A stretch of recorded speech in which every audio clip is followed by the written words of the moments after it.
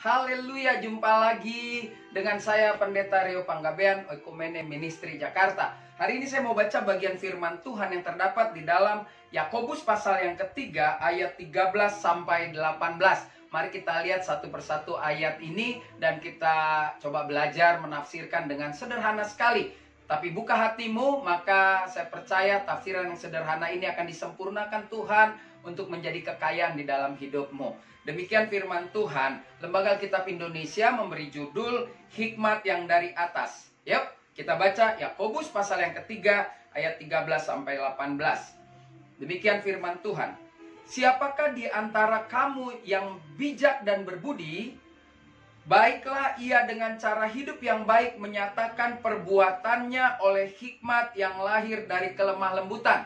Jadi yang pertama pesannya jelas, kalau saudara mau menunjukkan saudara itu bijak dan berakal budi, maka yang perlu ditunjukkan dalam kehidupan ini, saudara dan saya harus melakukan perbuatan. Lihat, perhatikan perbuatan yang oleh hikmat dan itu lahir dari kelemah lembutan. Jadi kunci yang pertama, saudara dan saya harus punya hati lemah lembut.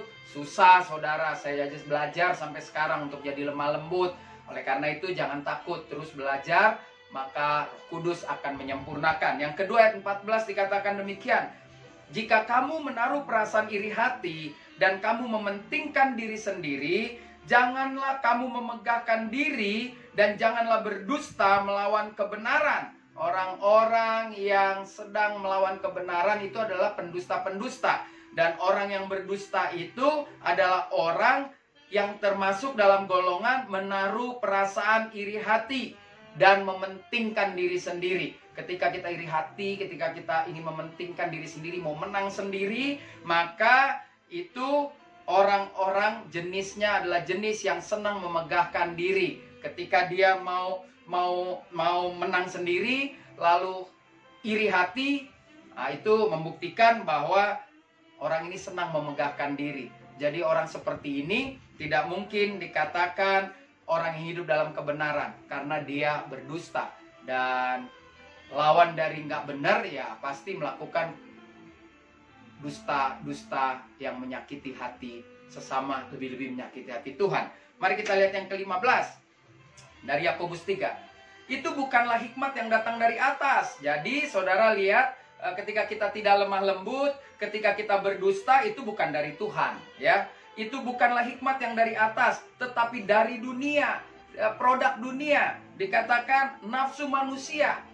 Dan kalau produk dunia plus nafsu manusia, itu berarti Alkitab menulis juga dari setan, ya. Jadi kalau saudara bilang, saya kan anak Tuhan, tapi nggak ada kelemah lembutan. Ini pelajaran loh buat saudara dan saya. Jadi mulai hari ini, yuk belajar lemah lembut.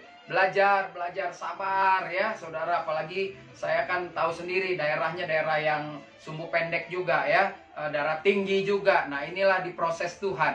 Lalu yang kedua, ketika kita mau punya hikmat lahir dari lemah lembut, lalu ketika kita tidak melawan kebenaran alias hidupnya tidak berdusta, maka kita bukan produk dunia, kita bukan dari setan-setan, kita dari Tuhan. Jadi ingat, produk yang dari dunia, produk yang dari setan-setan, dari nafsu manusia itu pasti bertolak belakang dengan kelembutan dan kebenaran. Ayat 16, sebab di mana ada iri hati dan mementingkan diri sendiri. Tadi ini ayat 14 kan bicara tentang iri hati mementingkan diri sendiri. Ya dikatakan sebab di mana ada iri hati dan mementingkan diri sendiri, di situ ada kekacauan dan segala macam perbuatan jahat. Jadi sudah sah resmi kalau ada mementingkan diri sendiri, ada iri hati, maka buahnya akan terjadi perbuatan bermacam-macam, perbuatan yang jahat, ya. Jadi kalau di kumpulan saudara tiba-tiba ada kekacauan, ada yang jahat ya, saudara bikin kelompok-kelompok baru lalu kacau, biasanya ada orang yang mementingkan diri sendiri,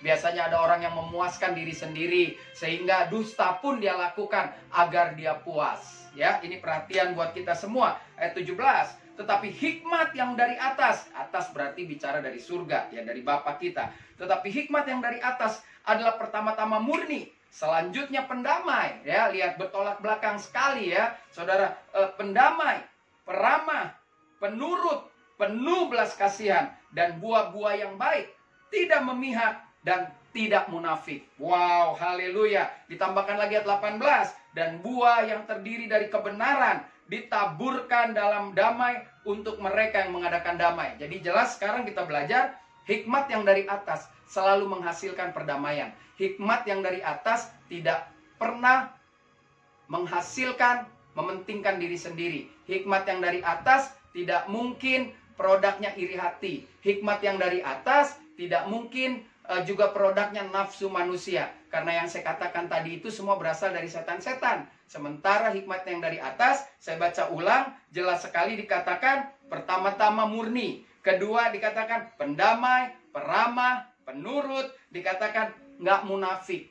Dan itu semua dikunci dengan cara apa? Dikatakan hidupnya mengadakan perdamaian. Hidupnya menghasilkan damai sejahtera. Biarlah bagian kebenaran firman Tuhan yang pendek ini, yang singkat ini, justru membuat kita kaya seumur hidup oleh kebenaran yang datang dari atas. Saya Pendeta Rio Panggabean, sampai jumpa pada tayangan berikutnya. Tuhan Yesus memberkati.